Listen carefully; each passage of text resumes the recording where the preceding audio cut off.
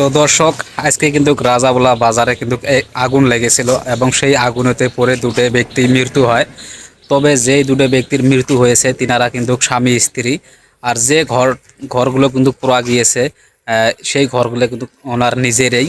তবে আগুন যে লেগেছে, কিভাবে লেগেছে ইতিমধ্যে কিন্তু জানা যায় নাই। তবে কিছু কিছু মানুষ বলতেছে যে গ্যাস সিলিন্ডার বাস্ট হয়ে সেই ঘরতে আগুন লেগেছে, এবং কিছু কিছু মানুষ বলতেছে যে ইলেকট্রিক কারেন্টের যেটা তার রয়েছে সেই তার লিক হয়ে সেই ঘর পুরা গিয়েছে। এবং কিছু কিছু মানুষ বলতেছে যে সেই দোকানে খোলা পেট্রোল ডিজেল বেচানো হয় এবং সেই তেলতে আগুন লেগে সেই ঘরগুলো পুরা গিয়েছে।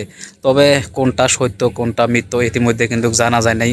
তবে যে ঘরগুলো কিন্তু পুরা গিয়েছে সেই ঘরগুলো কিন্তু তেনার নিজেরই ঘর, এবং সেই ঘরগুলো কিন্তু দোকান ঘর পুরা গিয়েছে। এবং যেভাবে হোক ঘরগুলো পুরা গিয়েছে, এবং সেই ঘরের ভিতরে কিন্তু তারা স্বামী স্ত্রী রয়েছিল, এবং সেই স্বামী স্ত্রীরাও কিন্তু সেই আগুনেতে পুড়ে মারা যায়। তো আমি আপনাদেরকে রিকোয়েস্ট করি, যারা ইলেকট্রিক কারেন্ট ঘরে বাড়িতে ব্যবহার করেন এবং গ্যাস সিলিন্ডার ব্যবহার করেন, তারা সতর্ক হয়ে ব্যবহার করেন।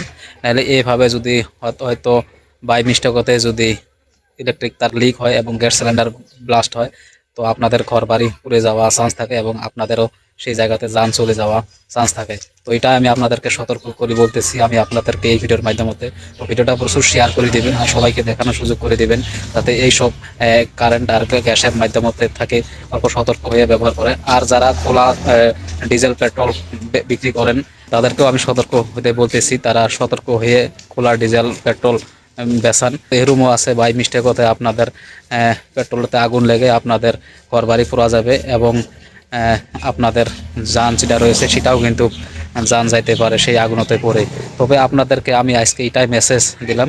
তবে আমি আপনাদেরকে আবারও রিকোয়েস্ট করি, প্লিজ এই ভিডিওটা প্রচুর শেয়ার করে দাও, সবাইকে দেখানোর সুযোগ করে দাও যে কীভাবে আগুন লেগেছিল। তো আপনারা দেখলেন, আর সেই ব্যক্তি দুটোর যান চলে গিয়েছে।